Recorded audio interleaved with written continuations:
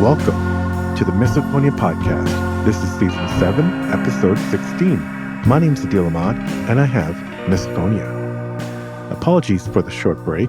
This week I'm talking to Julia, who's actually local to me here in the Minneapolis area. She's a grad student on track to be a mental health counselor.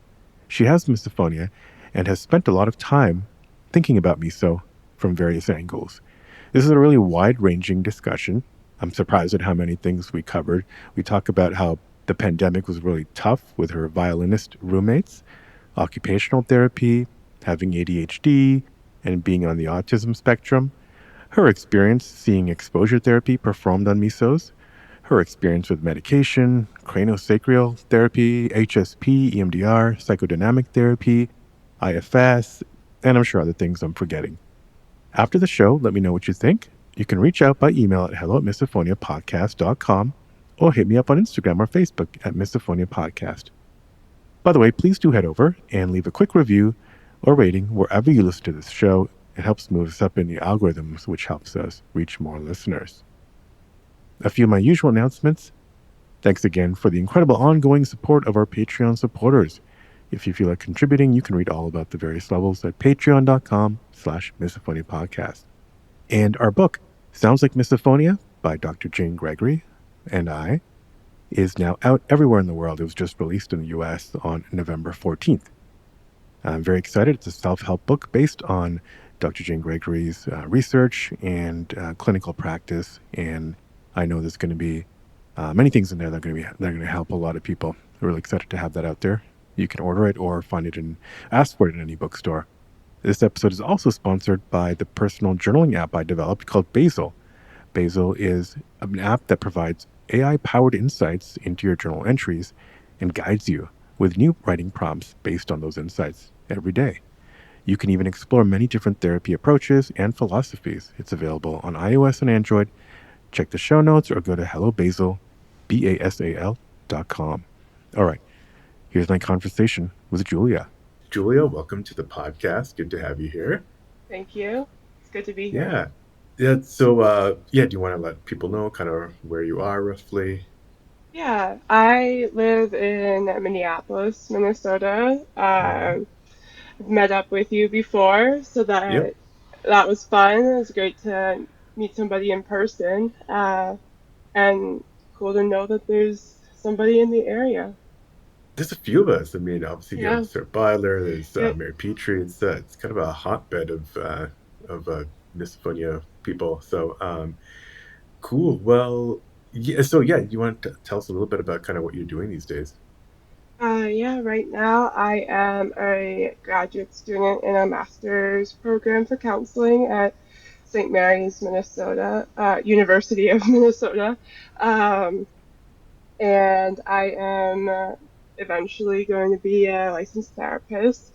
I'm starting my clinical internship in January, so I'm excited for that. I'm hoping to hopefully work with some people with misophonia. That's my sort of my end goal to specialize in that. I know there's a huge need, obviously. I just Yeah. kind of want to become the clinician I wish I had for myself, I suppose.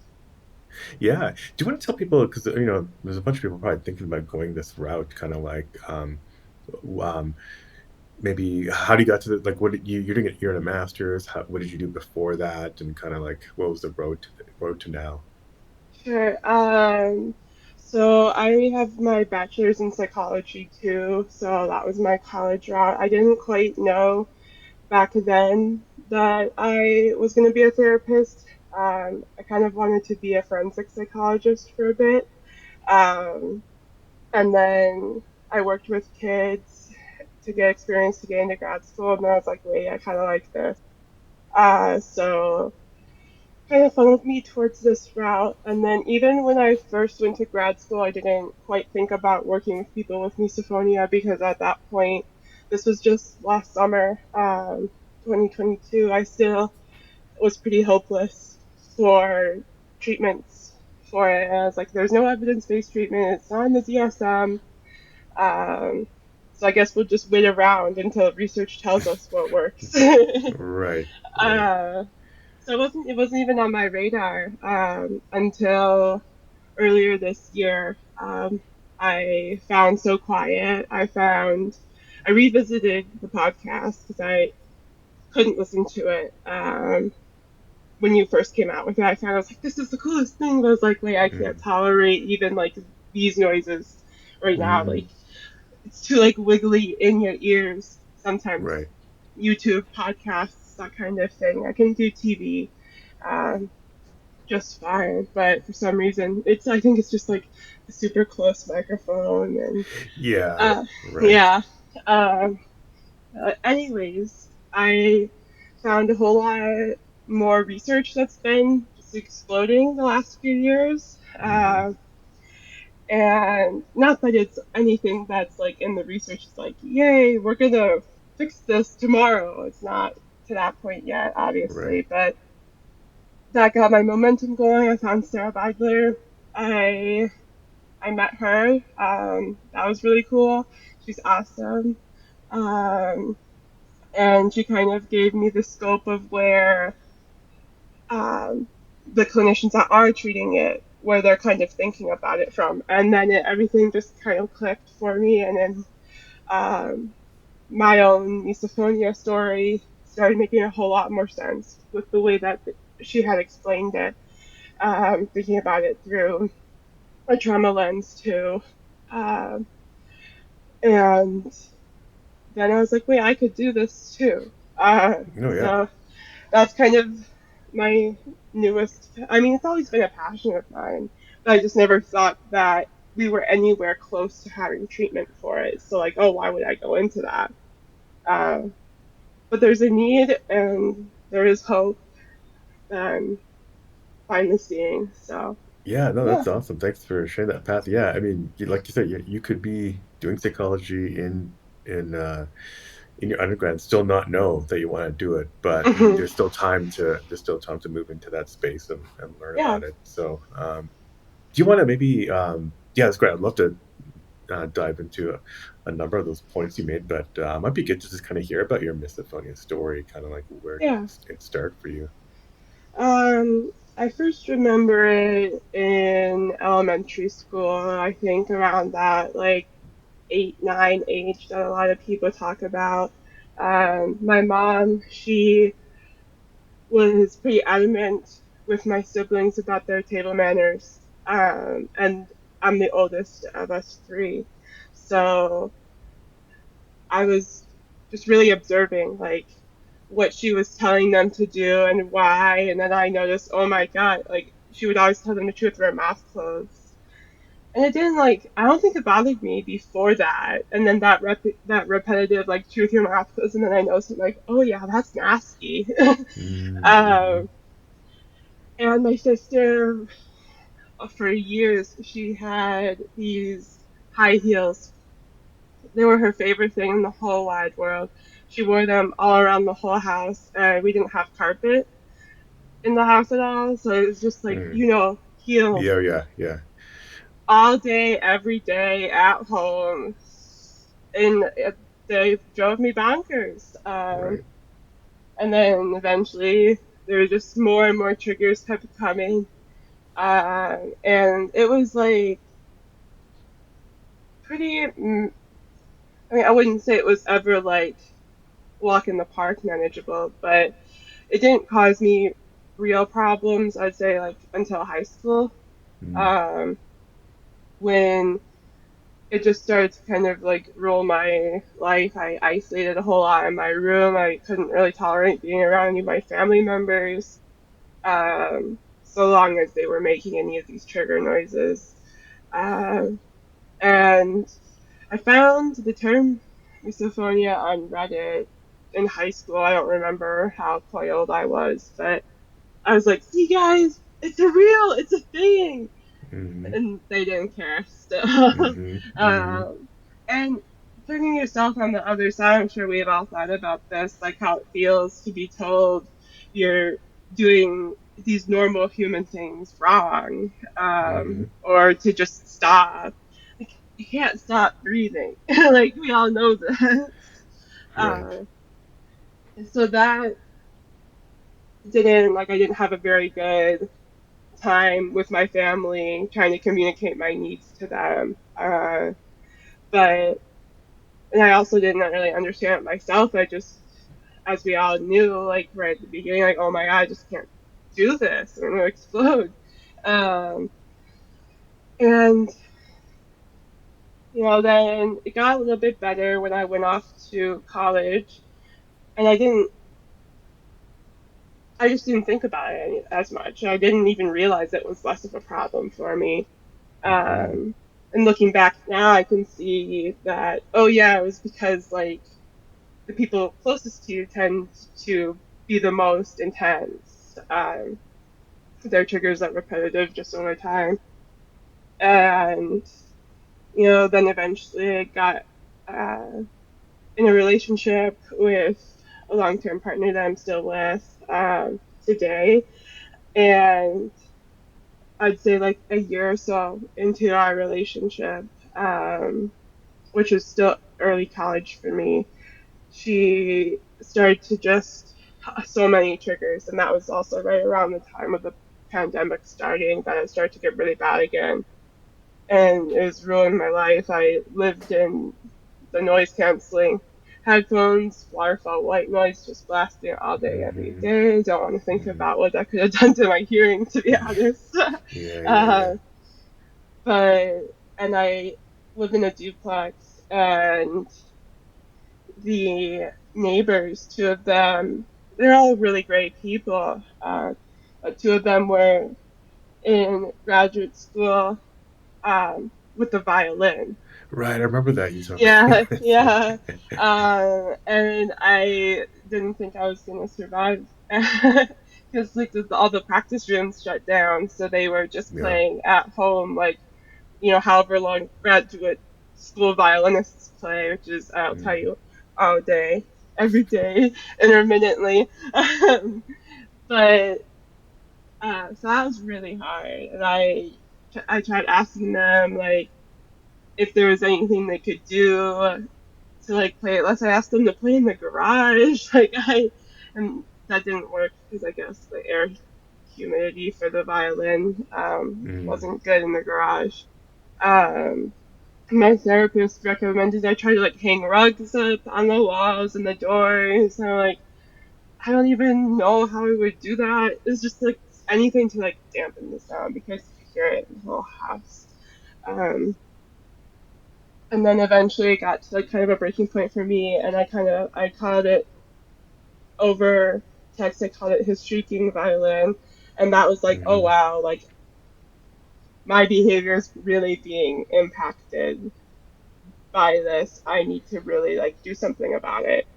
Um, and I got a referral to an occupational therapist that works at a clinic that primarily works with uh, autistic kids and their families, occupational therapy, sensory integration, speech therapy, that kind of thing.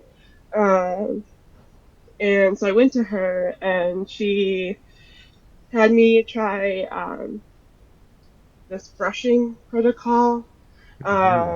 where it was this like little like acupressure brush, and you like brush your whole body, and then you like stomp, and you like press your hands together for like joint compression.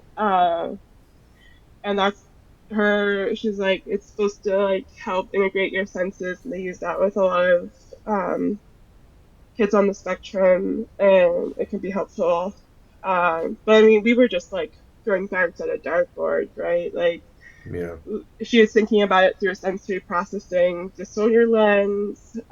This was before the studies out of University of Iowa with Dr. Kumar came out, Mm-hmm. the fMRI studies, and he tried this like beanbag tapping technique. All these things you had to do like every 2 hours though. So like I Mm. also have ADHD, and I was late diagnosed with that and didn't start medication for it until after I was done seeing this occupational therapist.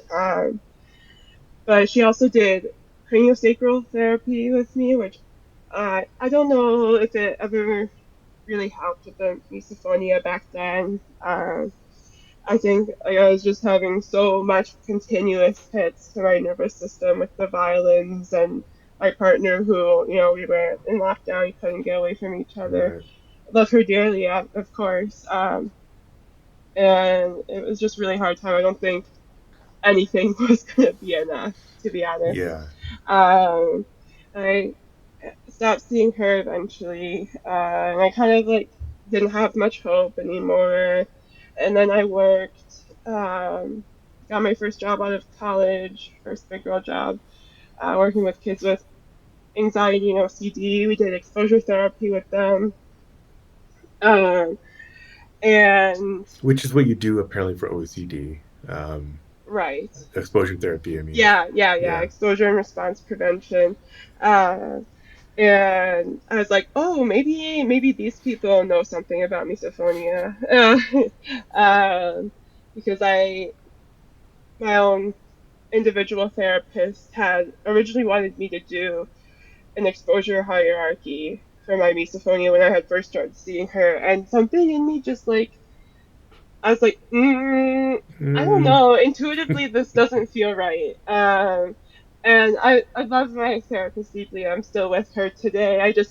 We didn't end up doing the exposures for misophonia, which I'm glad we didn't because you come to find what much of the research, and, well, some of it does indicate exposure therapy, but older some of ones, maybe. older Yeah. ones maybe, but um, there are some saying it might make it worse. Let's hold off till we find other techniques that may be more indicated. So I was glad that I never did that. Uh, but some of the clinicians where I was working at the OCD and Anxiety Center uh, did try to use exposure for misophonia, and that was really upsetting to see. Um, They did that on their clients, right? right, yeah. Yeah. On their clients at the clinic, so they were thinking about it through an OCD lens. Uh, What did that entail? You want to, what was a typical session like? oh, yeah. Just So, to I just mean, to make people cringe as yeah, who's as they're yeah, listening. I didn't partake in any of these exposures because it didn't feel right to me, but um, some of the clinicians would put like in our clinic chat like can somebody 5 people come to so and so such and such a room and chew chips very loudly in there with them. This is tiny little cubicle room, tiny, Yeah. uh, and the thought was that the more and more you do these exposures, the less and less the response should get. That was a theory. Yeah. Yeah, that's the And theory. what age were the kids that were these were kids, right? That or I were saw they it more adults with as well? more with the adult Oh, okay. clients. Okay. With the kids, they tended to what my supervisor told me to do was say, "Oh, we can't work on those types of things. Let's stick to these types of things Hmm. um, that were like definitely OCD type things to Yeah. work on." And then they were like, "We typically will refer out to family therapy Mm. uh, The to work misophonia. on the misophonia, right?" Um, so that I ended up having to tell a few clients that, um, which was sad because like I did know slightly more about it, but they told me I couldn't really talk about it, which Hmm. I understand in in their interest, Right. why that would be. Gotcha. Okay. Okay. So, all right. So, yeah, we're talking about your misophonia story. So, around, yeah, college, you may be right. Okay. So, it got bad in the pandemic. Yeah, you went to see a therapist. So, did anything start to change for you, misophonia wise? I guess maybe pick it up from that Right. job. No, it was still Mm-hmm. really bad. Mm-hmm. I'd say it was just better in the sense of like we could get out and do more things because I was like late 2021, right before the Omicron wave, and then we were Hmm. back in lockdown. But Right. um, no, it didn't really change. It was still pretty bad. I always dreaded like having a supervised lunch at work. Yeah. Uh, Yeah. Yeah. Yeah. it it wasn't my lunchtime; Yeah. it was just theirs. Wait, so you were supervising other people, like Because I other worked with adults? kids. Oh, okay. Okay, gotcha. Yeah, yeah, yeah, Gotcha. yeah. Yeah. No, the adults I don't think need to be supervised during Yeah. lunch. Some do, but um, Yeah. okay. So yeah. So what were your kind of your coping methods around that time? Was it still the kind of blasting white noise on the headphones? It's just kind of white knuckling it at work. It was a Okay. little bit Yeah. easier to compartmentalize because it was at work and Hmm. not as emotionally charged as it would be with your partner Mm, or a family member because it's right. like, oh, well, you know about this, so therefore you shouldn't be doing it that way. Right. Right. That's kind of what goes through my mind. Oh, And never all of our obviously, lives. yeah, Yeah. everyone. And obviously, we all know our family members are usually, at least, not trying to trigger us. Um, Although my siblings used to do that. But that's what siblings do to Yeah. annoy you. We didn't really understand it back then, anyways. But I kind of forget where I was going. Oh yeah, coping. You said. Yeah. Yeah. Yeah. Kind of coping Yeah. methods around it. Um, I would say it's just been really, really tough.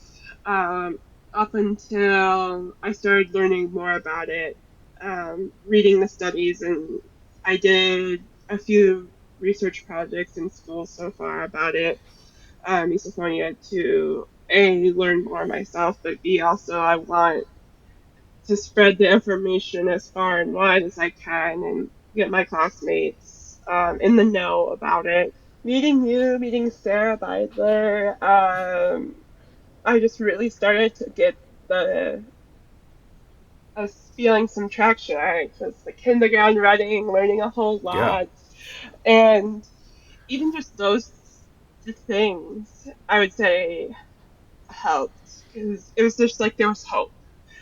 Yeah. Your Um, nervous system yeah, understands that there's some yeah, hope. yeah. Yeah. And I It's not kind of going to like be burned out every understood day. what was going on and that, and just like understanding that helps a little bit, like with the hyper mirroring, the one study that I mentioned, um, just understanding like, oh, it could be so aggravating because it feels like it's happening to you, and then kind of Hmm. understanding too, therefore, like the hypothesis with that could be playing into mimicking or imitating. For me, Hmm. it's like I have to be eating as so long as somebody else is eating, just to kind of mask it. And chewing. Um, This is the mirror yeah, neuron study you were talking about. Yeah. yep, I just yeah. talked to Paris Ash, who's a PhD candidate. And she did that. She did a paper on just on mimicry with Kumar Oh, as a cool. co-author. So that should be out by the time before yours goes out. But anyways, yeah, Oh, obviously an interesting awesome. study that Looking was forward talked to about that. here. But yeah, so you're saying like, yeah, I mean, obviously like you're learning about it more, getting a better understanding a slightly better understanding of it, and that's kind of Mhm. helping. Yeah, that does help to kind of Yeah, like just have yeah, some anchor to think about as you're hmm going through triggers. yeah. And then did, I started a new medication. I started seeing a new psychiatric provider, and she put me on something that just in general kind of lowers the stress response, the just hyper arousal. And this is obviously not medical advice or anything. It's just my story, but uh, I found that to be really helpful. It just takes a little bit of that like shock, The like amplitude of edge. the shock. Yeah, Right, right, off a little bit. Not that it's any less annoying, but it's more annoying and less aggravating than it was gotcha. before. So that has been really great. I Was found, that prescribed for misophonia, or did that come under the guise of something else? Well, her thought, it's a blood pressure medication. Mm. Her thought with it was to just kind of lower the nervous system just a tiny smidge, Mm-hmm. um, just to see if it would work. So that was why that was prescribed. I don't know if she had to put any more reasoning in her Yeah, yeah, documentation gotcha. why Yeah, she yeah, did yeah. it, but that's been really nice. It's not. I know there was a study about propranolol. It's not that one. Okay. But anywho, um, that's been helpful. And then I did go back to the occupational therapist that I was seeing a few years ago, and I was like, oh my gosh, I know all this stuff about it, and here it is. And she was super excited about that, and we went back to doing crano-sacral therapy again, which is just in general like just really relaxing. I really enjoy it. It helps with some of my chronic pain as well. Um, and I would say for sure when pain is up, the Oh yeah, misophonia yeah, response is yeah. obviously going to be way up there too. So just understanding it kind of through trying to just bring the nervous system response down as much as I Mm-hmm. can in whatever way possible.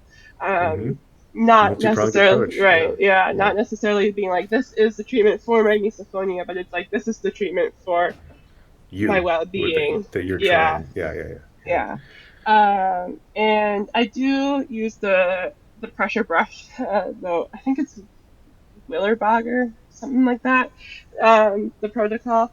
I do use that every now and then. I do not do it every 2 hours because You uh, don't have a alarm at night every 2 hours to wake up and do the oh, pressure brush. I did have an alarm every 2 hours during the day for a while, and then I just Okay. wasn't even following it. And I'm like, Yeah. this is not working out. Like I mean, I for such a forgetful person, so I would forget to bring it with me, and I'd be out, and then it's like, oh well, there that goes. So Mm-hmm. I just um saying to myself, okay, I'm just gonna do this when I can. Uh, a little bit more of a self-compassionate approach with it. Mm-hmm. Self-compassion has been really huge for me too. I was gonna get to that. Yeah, yeah. Since you mentioned it. Yeah, Yeah. yeah, just trying to be as kind and understanding with myself as possible, and uh, we're trying to zoom out and see the big picture about things and consider the stressors that I have going on at school or home life or um, work in context with when my triggers are feeling unmanageable, being like, oh wow, like I do have a lot going on. Mm-hmm. And this brings me back to something that Sarah Beider talked about with me, kind of that it's kind of like an alarm system. Like, okay, maybe it's time to um, pay attention to my boundaries somewhere. And the misophonia is my body's way of alarming me of that, kind of like a Mm-hmm. spidey sense. When I might be too busy up in my mind, my thoughts to um, cognitively recognize it's time to reassess something or adjust something somewhere. Yeah, that's an interesting point. That yeah, where yeah, that's kind of like a paradigm shift for me too. Is thinking about Hmm. this. Obviously, you don't want this for you, but thinking about it Right, right, as a something that's actually trying to do something positive for you. Like right, it's something in good faith. Your body is telling you, trying to tell you, warn you something in good faith.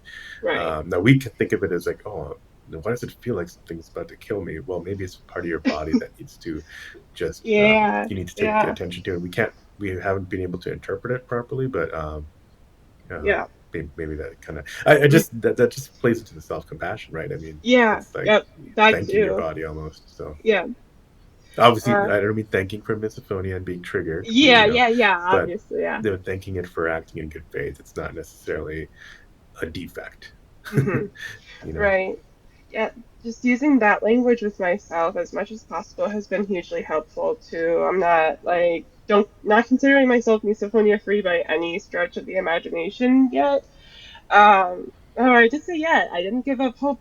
Maybe one day that could be. Yeah. Um, but yeah, using that language has been really helpful. Just being less mad at the world and at myself for the struggle that it is to have misophonia, and just understanding, okay, this is in a lot of ways a disability and it's so draining of my energy. Therefore, I just have less spoons. And Mm-hmm. being mindful of the different things that I take on, the responsibilities, taking on more obligations, and often more recently taking on less than I would have before. Like, oh, I can just do it all. It's kind of been my Right. attitude for most of my life. And I just get so burnt out pretty cyclically. And then, like, in the past, it's been like triggers get really bad, chronic pain gets worse. And I'm just exhausted. I'm so irritable, just on edge all the time. I think a lot of us have probably been burnt out before. Um, and I was like, okay, well, this isn't working for me clearly. So Mm-hmm. Mm-hmm. I need to take on less. That's been helpful. Um, I haven't had a job for a while now. I was taking a break and just taking more classes, trying to get through my degree faster. And I just find that having fewer things, just like it's obviously less to have just school than work and school, even though I was Mm-hmm. taking more classes than I was when I was working. But it's still like school mindset versus having to have two Right. brains to switch on and Context off switching. into. Yeah. Yeah, that's been helpful. Although I am starting a new job soon here. But being mindful of like where I'm choosing to work too, and trying to Mm-hmm. find something that's going to be lower stimulation and just allow me to be a little bit calmer. Not sticking myself right back into direct care right Mm. now because I Right. don't have Right. to. Like, I'm already in Right. school. I already have a practicum placement, and I'm going to be in direct care in January. Right. So that's been helpful too. And I've also made a friend through that miso match website. Mm-hmm. Mm-hmm. Um, she lives in the area. I've been up with her a couple Oh, of cool. times, so Okay. that's super. That's been super cool. Just having support in that and surrounding myself as much as I can with people that are gonna be understanding of it, because the people that are really really irritated by it and won't give me the time of day with it. Okay, well, is this an isolated situation or is this a pattern that this person kind of has Mm-hmm. with not being too understanding of people in general, and being mindful The about red who flags. I, Speaking of your right, body giving yeah, you just messages. in Yeah. general. Um, so surrounding myself with people that fill my cup instead of take take out or overflow it. Yeah. Yeah. Uh, oh, and So yeah. then Yeah. Go on. oh, Mhm. um, just this semester, I also reached out to the Student Access Center at school and I advocated for myself for accommodations for related to my misophonia. And they are having tissues in every classroom that I'm in so that if people so chose, they could go blow their nose as Yeah. opposed to Yeah. sniffling. Um, all my Yeah. The blow your nose yeah, campaign at yeah. St. Mary's. And then, I mean, or stay home if you're sick, please. Mm-hmm. Yeah. Ideally. Yeah. So PS. And then all my classrooms are going to be in the basement. as opposed to the upstairs level, so that like when people are bouncing their leg, it's not shaking the whole floor, which shakes you. Staying there for Oh. 3 hours. That's how long all my lectures are. It can get pretty aggravating. Mm. Um, so my classrooms are going to get moved to the basement. It's on the foundation floor, so it's not going to shake. Uh, Oh, I never even thought about that. yeah, Okay. yeah. Um, Interesting. Huh. so that's going to happen, and then um, they're just allowing me to just kind of get up in front of my peers. I guess I could stay seated if I wanted to, but like No, take a explain, throne, take a yeah, yeah podium, and yeah, explain misophonia a little bit to them. Explain that I struggle with it myself, and uh, ask people if they would so kindly refrain from eating in class, aside yeah. from like when we have our breaks, and there's a break in every class. So, um, and then also giving me the chance to take breaks too. Just let people know if I'm getting Yeah. up and walking out. I just need a break. And I this is the one last request that, like, in my perfect world, nobody would have their computers out, nobody would be typing. All right. um, but I know that for some people that's a lot better for their learning. However, there's also people that might not be doing anything class related on their computer, and they're just hacking Right. away. Right. um, and even when nobody else is making any noise, and then they're the only one making noise along with the professor speaking.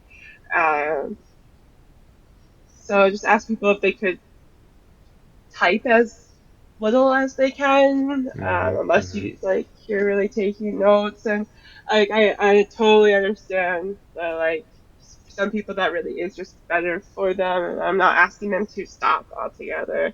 Um, Just more just putting it out there, seeing what Yeah. sticks. I've Yeah. never advocated for myself like that before. It's a little bit scary thinking about it, but my occupational therapist really encouraged me to do it. And like, I deserve to learn just the way anybody else deserves to Mm-hmm. learn, Mm-hmm. and have a room, a space that's accommodating for that learning. I mean, it's my wish that the classroom was a safe and accommodating place for everyone.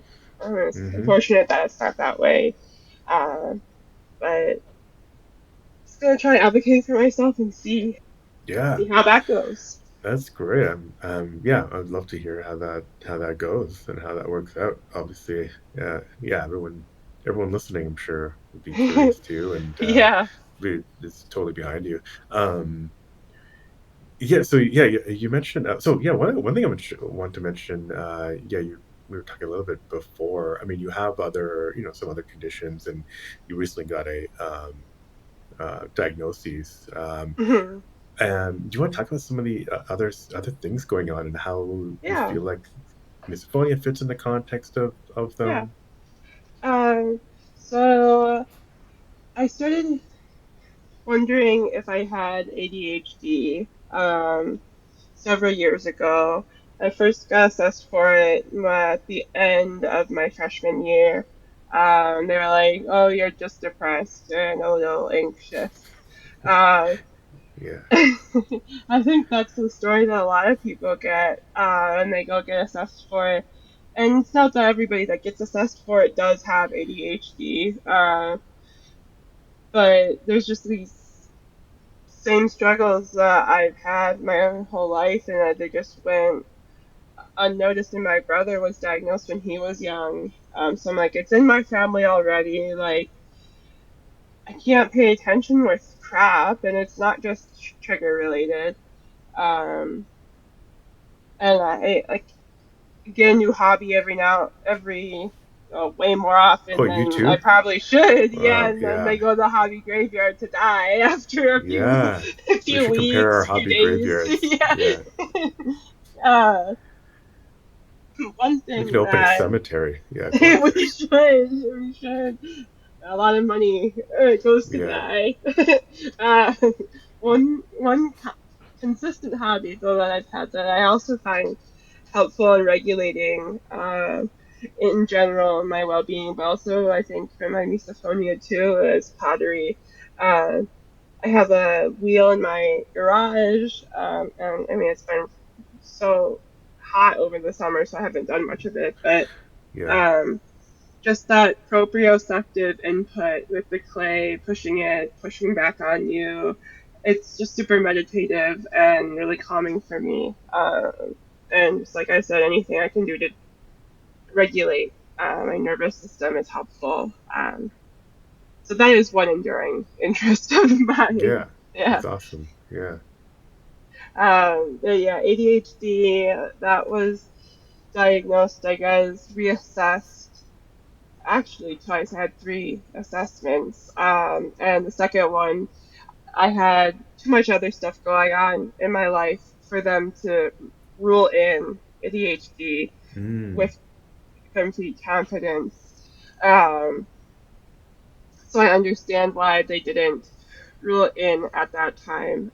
But they were like, do this 1 year of dialectical behavioral therapy, which is a type of cognitive behavioral therapy. It's not exposure related at all. Um, it's very skills based, and yeah, I did that for like 6 or 7 months. But I had to leave my regular therapist to do it because Mm. the way that Marsha Linehan, who developed DBT, intended was for it to be very like strict into the book, Mm. um, and not to be working on other stuff with a different therapist at that Mm. same time, which I completely understand why. Um, but I really missed my regular therapist, so I left DBT, went back to my other therapist. I'd say that was. I mean, there are skills that are definitely helpful in DBT, and that was helpful a bit, not for the misophonia, but just my general mental health. Um, and then for a bit, I was doing EMDR too with my therapist, not directly for misophonia, but um, I think that was helpful. And anything that just gets me feeling better in general is going to be helpful for my misophonia. Mm-hmm. Um, and then I was officially then diagnosed with ADHD in just last November 2022. Mm. Um, and medication has been really helpful. And um, I thought I like figured everything out. I'm like, I'm on top of the world now. I understand. Also, just more reason to not take on more than I can actually handle. Um, and then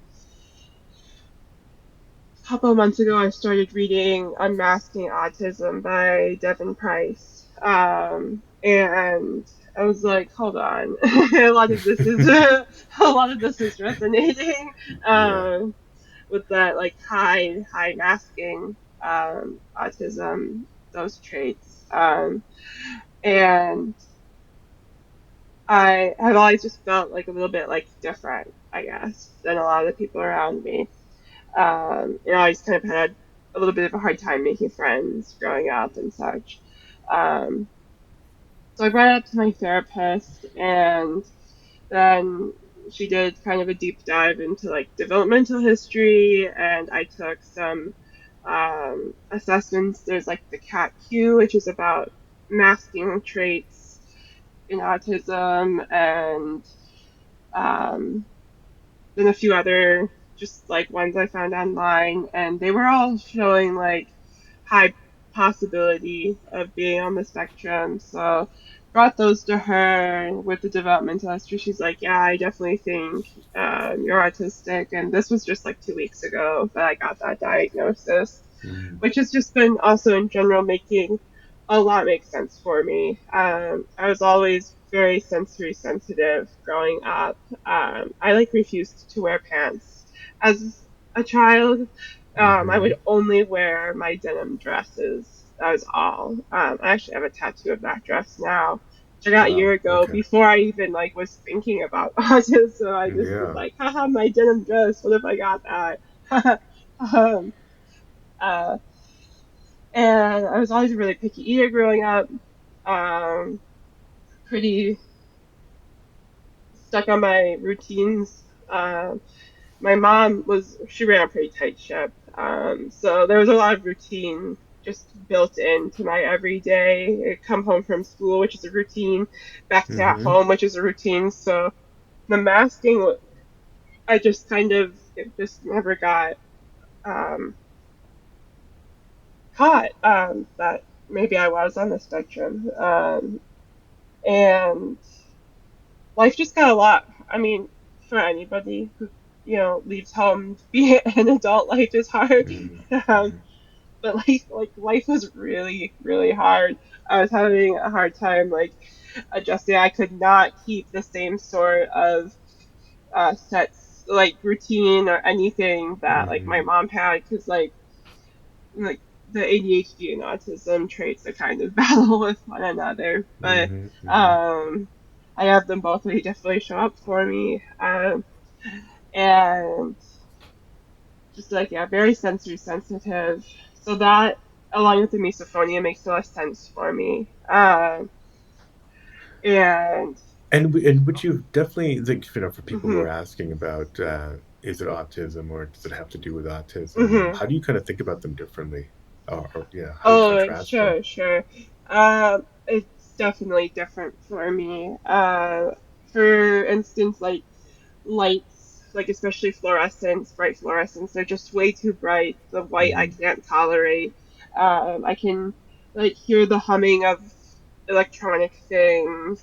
Mm-hmm. Um, Texture, certain textures still clothes or food wise, I can't eat applesauce or watermelon, Gotcha. Okay. or eggs. And all of those things are definitely way different than auditory or visual triggers. Mm-hmm. Mm-hmm. Um, I get just pretty overwhelmed really easily Mm-hmm. Mm-hmm. with, I mean, both types of triggers. Uh, but it's overstimulation still feels really different to me than a misophonia trigger.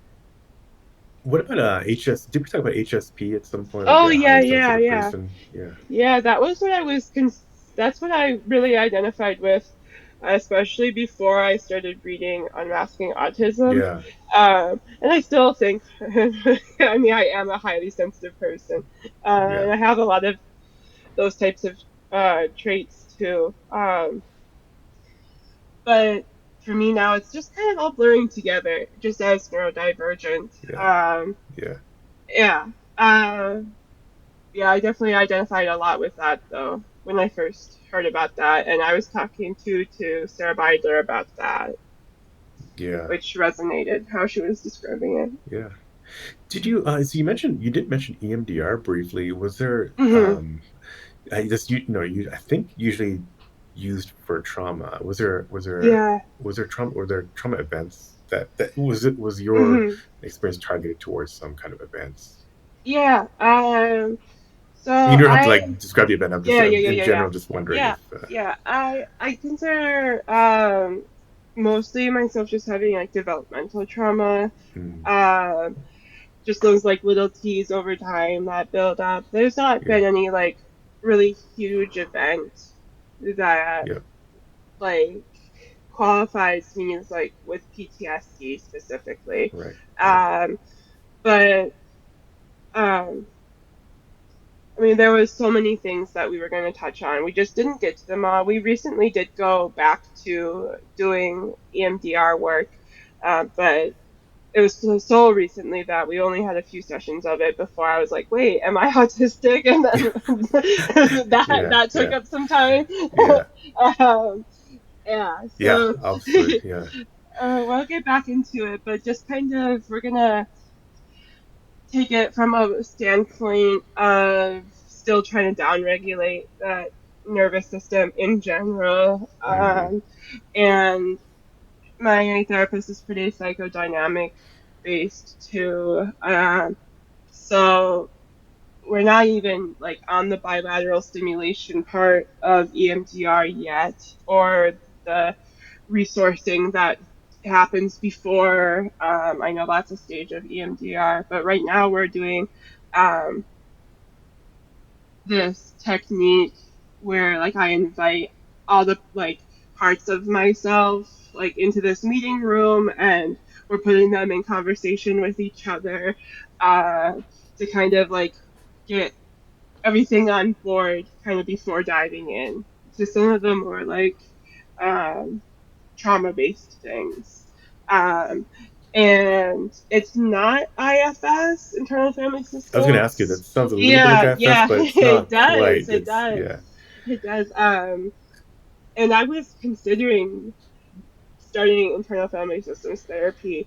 Um, but then the more I thought about and read about EMDR versus what my therapist is doing with me right now, like preemptively to EMDR, I was like, hold on, this is like really similar. And it's not like Richard Schwartz that came up Mhm. with IFS, like pulled it out of Right. nowhere. Like Right. it all comes from somewhere. So you called Uh, it, was this the psychodynamic model is the one about the meeting table, or? um, so I'm pretty sure it's known as the dissociative table technique. Okay. That is psychodynamically based, but psychodynamic therapy is just like it's more of like a theory versus Yeah, it's like a how wider, we're gonna it's do. It's more like really theoretical. related to Yeah. psychoanalysis, but Yeah. um, really digging into like childhood stuff and Which is kind of the those opposite of like dynamics. CBT, which is Right. more Oh about yeah, the like kind of a present. hundred Yeah. percent. Yeah. Um, and yeah, CBT kind of just like rolls over all of Yeah. that. Yeah. Uh, It's like Gestalt, which is just about now, right? right. The present moment. Yeah, Yeah. Gestalt is like can be like pretty experiential too. Mm-hmm. And they have some different like really kind of like for the shock value techniques almost with Mm-hmm. that one. Mm-hmm. Um, Interesting. but yeah, um, Okay, this yeah, you were talking about table thing. the Yeah. table. Yeah, the table thing. Yeah. um, yeah, it's pretty similar to IFS, and I was reading like about how like EMDR in general they don't use that technique at Mm-hmm. all, like just pure EMDR with like either the light that goes back and forth or what my therapist has is these two little vibrating like egg-shaped things. I just hold them in my hands. Mm. Um, there's a lot as long as you're just like getting stimulation on one side of your body and then the other, like it apparently is kind of all the same in that Mm-hmm. sense. Mm-hmm. Um, but um, I was like, oh, okay, so there's this dissociative table thing, and I was comparing that to what I know about IFS. I'm like, this seems really similar. So I talked to my therapist about it, and she's like, yeah, honestly, like Schwartz didn't like reinvent the wheel, Mm-hmm. and this stuff is all like super related. And I was like, yeah, like maybe we could just like call these parts of me that we're calling to this table, like my firefighters, my Yeah. managers, my exiles, because and then like there's still the idea of the self in this Mm. Mm-hmm. table model. Like me, am at this table with parts of myself. So it's very, very similar. I was Yeah. like, okay, Yeah. it's just kind of language that's a little bit different Yeah. here. Yeah. Um, so I decided to let's stick with this. I don't need to like start over with someone brand new who doesn't know me. Right. Right. I still could, but um, I think it's similar enough that I'm just considering it like Yeah. my IFS type You could do it therapy. later. Yeah, you Yeah, could do and it I could later if do you it wanted later. to. Whatever. Yeah, Yeah. if I don't get the results that I'm hoping for. Right. But Right. we're bringing in Misophonia this time, kind of in this context of like almost a firefighter. Um, not not quite, but it's just like the idea of okay, there's this alarm and it's telling you you need to change something or make a boundary or take care of yourself better or something like that. And then tracing back times when my misophonia was really bad or with certain specific triggers in the past, um, and trying to identify why was that Mm-hmm. trigger so bad, Mm-hmm. and working with those memories around that as opposed to the misophonia part of me. Right. Yeah. So that's what we're going to Interesting. try to do with that. Yeah, interesting. Okay. Yeah, I was curious about how I'm doing IFS too, and we're Yeah. doing a more like a strict IFS model. Um, but yeah, no, I'd love to talk about maybe on a part two or something. Yeah. We're hitting about an hour because I have kind of a hard stop around 2 o'clock. But yeah, no, that's yeah, I'd love to. Oh, we'll see. I'm gonna connect and get you the book, and maybe we can kind of hear a little bit more about compare notes a little bit about our these Yeah, I would modules. love that. I would love that. Um, but yeah, no, in the remaining few minutes, I mean, anything else you want to share? I know you have probably tons of stuff you want to share. We'll probably um, have you on again, but I mean, I think we covered a we covered a lot. Yeah, lot and I of just put you on the ground. spot. Yeah, Yeah. yeah, Oh, this was lovely. I just hope for everyone to gain hope and know that there is healing out there to be had, whether it be for misophonia specifically or not. Anything you can do to take care of yourself is gonna help. yeah. No, it's great. Yeah, you're right. We covered a lot of ground, and part of it is like how you're a student and how you're kind of like you know got to the path of like focusing Yeah, on misophonia. And obviously you're gonna probably deal with other stuff than just misophonia, but it's right, good to yeah. know how people are moving in this direction. I hope more people do that. And yeah, I've covered so many things. How you're dealing with school, how you're dealing with your other conditions, and kind of your upcoming therapies. So yeah, good luck with everything. And Thank you. yeah, thanks. Thank you for having me. Thank you again, Julia. I'm really excited that you're in the area, and good luck finishing your grad program. And I know you're going to help a lot of people. If you like this episode, don't forget to leave a quick review or just hit the 5 stars wherever you listen to this podcast. You can hit me up by email at hello@misophoniapodcast.com or go to the website, misophoniapodcast.com. It's even easier to send a message on Instagram at Misophonia Podcast, follow there, or Facebook at Misophonia Podcast. On Twitter or X, it's Misophonia Show. Support the show by visiting the Patreon at patreon.com/Misophonia Podcast. The music, as always, is by Moby. And until next week, wishing you peace and quiet.